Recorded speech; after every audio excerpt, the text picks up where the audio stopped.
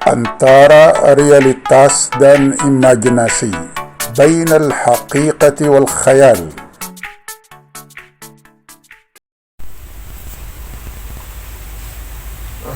Bismillahirrahmanirrahim. Ini adalah YouTube pertama saya, dan insya Allah saya akan menggunakan YouTube ini untuk berkomunikasi dengan masyarakat Indonesia yang saya cintai. Jadi mungkin ada beberapa topik yang saya akan angkat, bisa dari segi pendidikan, dari segi agama juga, dan dari segi budaya.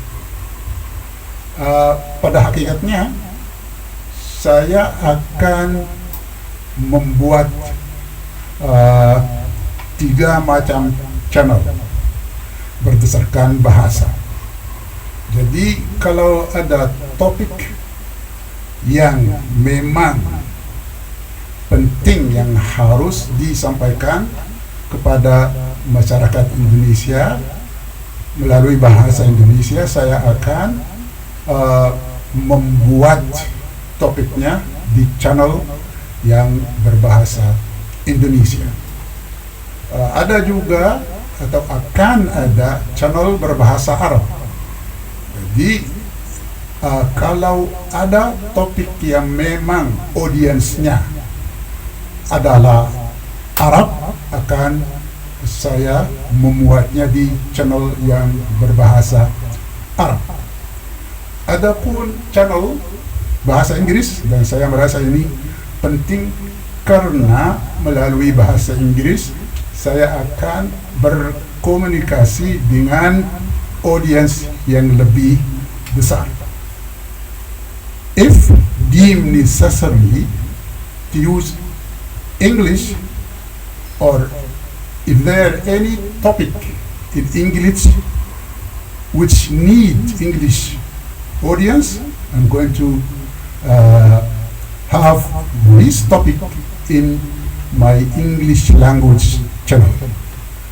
Jadi akan ada channels atau 3 bahasa: bahasa Indonesia, bahasa Arab, dan bahasa Inggris. Jadi saya merasa YouTube sekarang menjadi alat yang sangat efektif untuk menyampaikan pendapat, untuk mengkritik.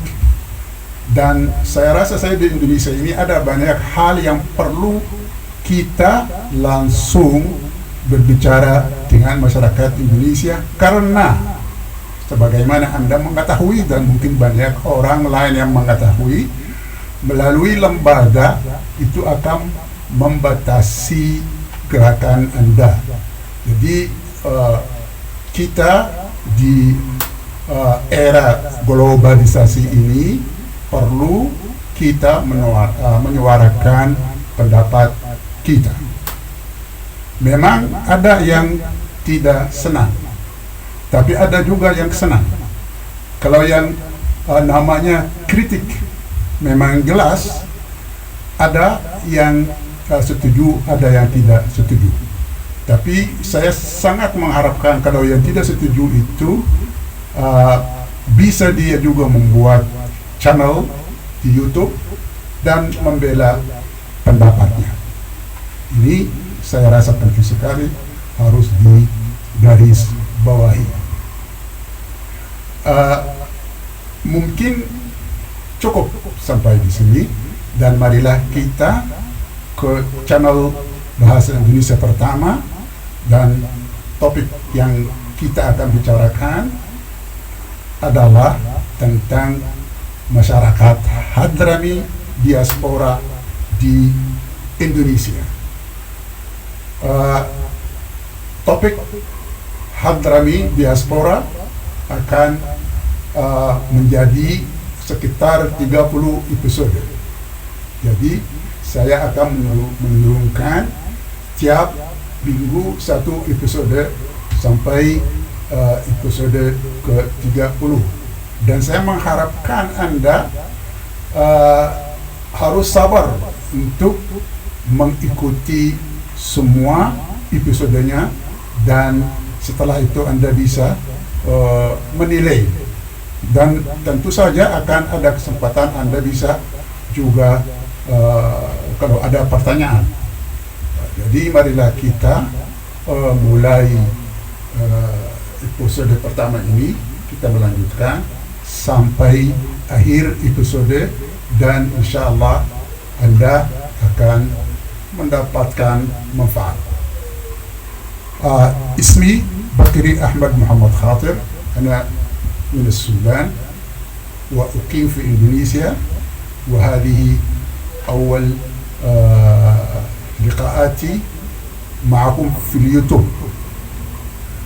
My name is Bakri Ahmad Khatir, and this is my master class, and it will be in 3 languages: Arabic, Indonesian, and English. So if you find yourself interested in this channel, I hope that you press subscribe, and we will continue inshallah in other episodes. Thank you very much till we meet again. Bismillahirrahmanirrahim.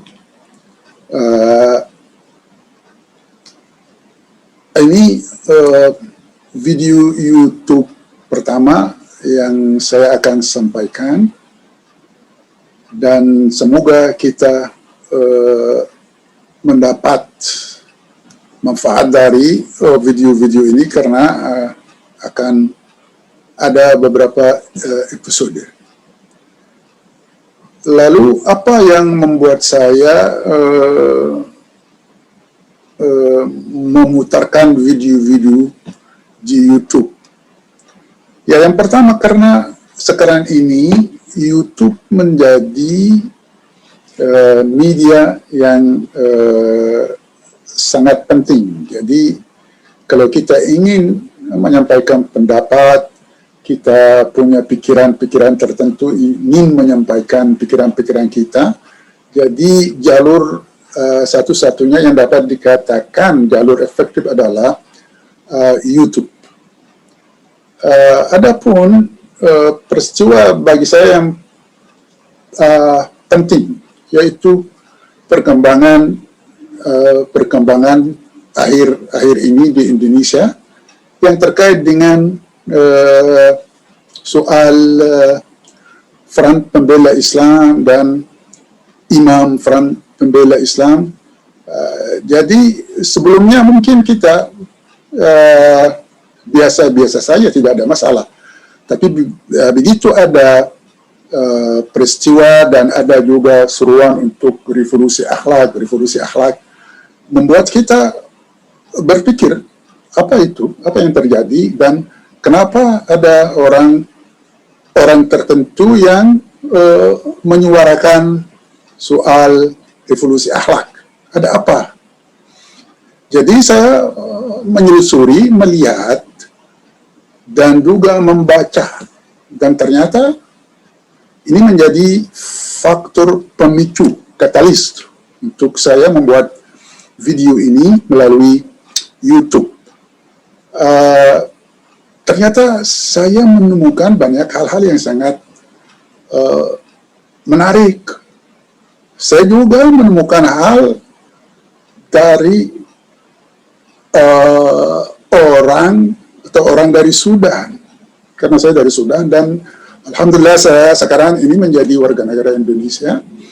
Lihat, ada salah satu warga saya yang pernah berada di Indonesia tahun 1911 Masehi, dan beliau itu memang mempunyai peranan yang cukup signifikan dalam perjalanan pendidikan di Indonesia.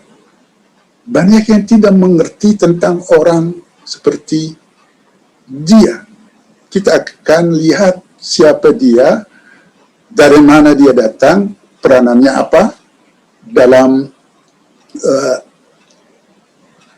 perjalanan pendidikan di Indonesia.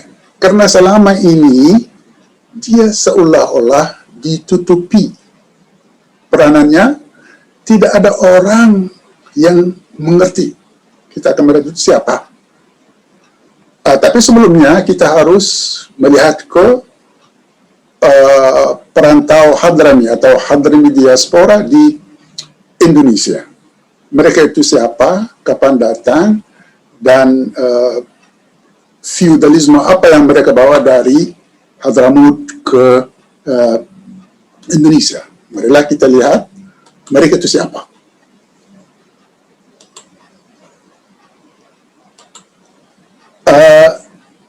Hadarimat Asyatat itu diaspora, atau dalam bahasa Indonesia Syatat itu perantauan. Jadi Hadrami diaspora biasanya di seluruh dunia mereka dikenal sebagai Hadrami diaspora. Tidak ada julukan seperti Habib, Sada, itu memang tidak ada. Kalau Anda ingin betul-betul mengkaji tentang diaspora Hadrami atau Hadarimat Asyatat di Indonesia, Anda melihatnya ke perpustakaan internasional selalu disebutkan Hadrami diaspora. Jadi soal Habib, Sayyid ini memang marak digunakan di Indonesia, dan kita akan melihat kenapa ada penggunaan Habib, ada penggunaan Sayyid, dan lain-lain sebagainya, dan pengaruhnya apa. Jadi ini sangat menarik. Di tempat-tempat yang lain, soal Habib, Syarif, Sayyid itu tidak berlaku. Tapi di tempat tertentu dapat dikatakan berlaku, apalagi di Indonesia, karena ada akar sejarahnya. Dan memang juga penggunaan kata Sayyid, Habib, Syarif, Syarifah itu di negara-negara tertentu menguntungkan. Kita akan melihat penggunaan julukan-julukan seperti itu menguntungkan di tempat yang mana dan tidak menguntungkan di tempat yang mana. Dan apakah penggunaan julukan-julukan seperti itu ada benarnya atau tidak? Kita akan melihat nanti pada akhir uraian kita. Tolong biar episode itu berlanjut, Anda tekan subscribe, dan kita mungkin berhenti sampai di sini, sampai ke episode yang lain. Ini kan baru permulaan, ya, pembukaan. Jadi terima kasih, sampai kita ketemu di episode yang akan datang, dan insya Allah akan terus-menerus kita mengkaji, dan kita akan melihat kedudukan Habib itu di Indonesia apa, kedudukan Sayyid di Indonesia itu apa, dan pengaruhnya apa, dan reaksi masyarakat Indonesia terhadap julukan-julukan seperti itu. Dan Assalamualaikum, sampai kita ketemu. Antara realitas dan imajinasi, bainal haqiqati wal khayal.